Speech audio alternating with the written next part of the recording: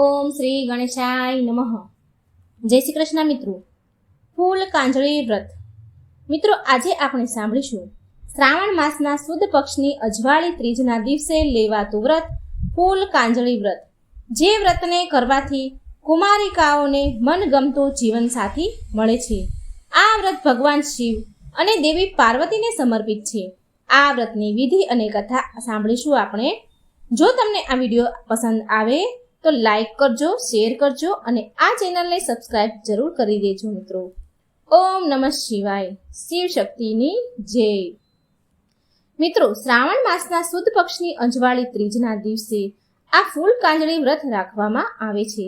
આ વ્રત ખાસ કરીને કુમારિકાઓ કરે છે.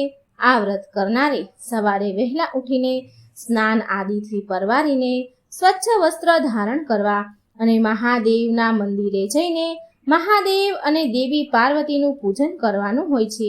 બ્રાહ્મણ દેવ દ્વારા પણ પૂજા થાય છે અને વિધિ વિધાનથી ભોળાનાથને પ્રસન્ન કરવા માટેનું આ વ્રત છે. આ વ્રત ખાસ કરીને કે જેનું નામ જ છે ફૂલ કાંજળી, એટલે આ વ્રતમાં ગુલાબના ફૂલનું ઘણું મહત્વ છે. આ વ્રતમાં ઉપવાસ કરવાનો હોય છે. ઘણા બહેનો નમકનો પણ ત્યાગ કરે છે. નકોરડું રહેવાનું હોય છે. પાણી પણ પીવે તો, ફરાળ પણ જો ખાય તો ફૂલ સૂંઘીને ખાવું. પાણી પીવું હોય તો ફૂલ સૂંઘીને પીવું.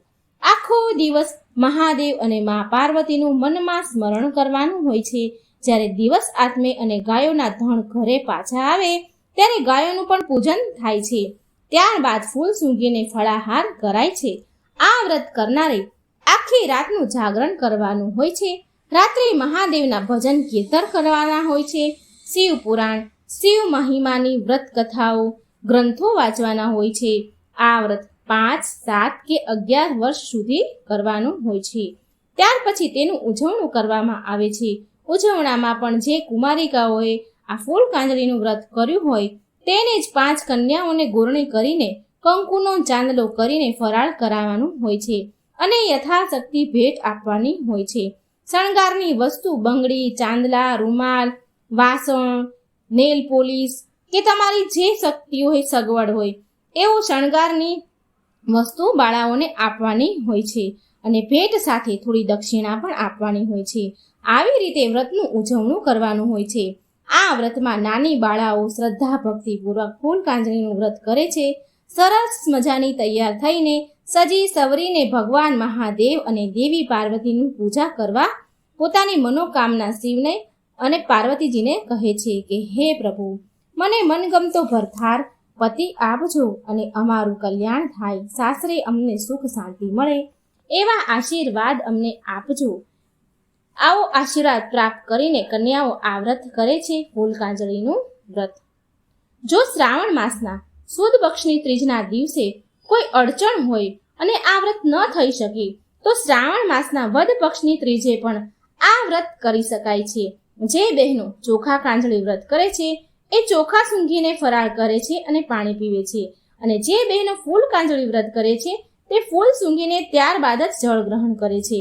ફૂલને હાથમાં જ રાખવાનું હોય છે અને ફૂલ મહાદેવ અને દેવી પાર્વતીને સમર્પિત કરવાનું હોય છે. જ્યારે 5 વર્ષ થાય આ વ્રત ઉજવવાનું હોય ત્યારે ચાંદીનું ફૂલ લઈને ભગવાન મહાદેવને ચડાવવાનું હોય છે. બ્રાહ્મણને દાન દક્ષિણા આપવાની હોય છે. આવી રીતે ફૂલ કાંજળીનું વ્રત થાય છે. ફૂલ કાંજળી વ્રતમાં શિવ પાર્વતીની પૂજાની સામગ્રીમાં અબીલ, ગુલાલ, કંકુ, શ્રીફળ, સોપારી, નાગરવેલના પાન વગેરે હોય છે. બ્રાહ્મણ દ્વારા આ પૂજા થાય છે. ફૂલ કાંજળી વ્રત વર્ષોથી ચાલતું આવતું વ્રત છે. આ વ્રત કરવાનો ઘણો બધો મહિમા છે. મિત્રો, આપણે સાંભળ્યું ફૂલ કાંજળી વ્રતની વિધિ, મહિમા, અને હવે આપણે સાંભળીશું ફૂલ કાંજળી વ્રતની વ્રત કથા. બોલો શિવ પાર્વતીની જય. એક ગામમાં એક બ્રાહ્મણ અને એક બ્રાહ્મણી રહેતા હતા. તેને ત્યાં એક કન્યાએ જન્મ લીધો. કન્યા દિવસે ને દિવસે મોટી થતી જાય છે. બ્રાહ્મણ દેવ જ્યારે પોતાની દીકરીની જન્મપત્રિકા જુએ છે ત્યારે તેને ખબર પડે છે કે કન્યાના જીવનમાં લગ્નનો કોઈ યોગ જ નથી. ત્યારે બ્રાહ્મણ દેવ ઘણા મૂંઝાણા, ચિંતા થવા લાગી.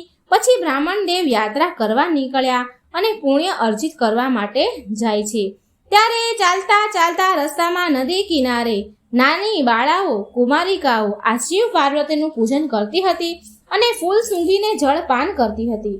આ જોઈને બ્રાહ્મણ દેવને તો આશ્ચર્ય થયું. તેઓ આ બાળાઓ પાસે જાય છે અને પૂછે છે કે તમે આ કયું વ્રત કરો છો અને વારંવાર ફૂલ શા માટે સૂંઘી રહ્યા છો? ત્યારે નાની નાની બાળાઓ કહે છે કે શ્રાવણ માસમાં સુદ પક્ષની ત્રીજના દિવસે આ ફૂલ કાંજળી વ્રત કરાય છે, જે ભગવાન મહાદેવ અને દેવી પાર્વતીની પૂજા થાય છે. આ પૂજા કરીને મનગમતો વર પ્રાપ્ત કરી શકાય છે. આ સાંભળીને બ્રાહ્મણ દેવને ઘણું આશ્ચર્ય થયું. તેમણે આ કન્યાઓ પાસેથી આ વ્રતની સર્વ વિધિ જાણી અને પોતાની કન્યાને આ ફૂલ કાંજળી વ્રતની વિધિ કહી.